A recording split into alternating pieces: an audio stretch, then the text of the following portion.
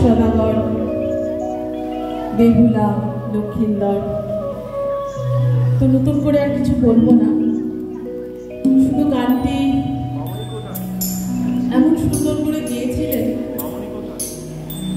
যে আমার মনে হলো আজকে গানটি গাওয়ার সুযোগ কখনো পাইনি, আজকে আমি এই গানটি গাইব। আর যেখানে মায়ের কাছে এসেছি সেখানে এই গানটি গাইবার লোভ আমি সামলাতে পারি।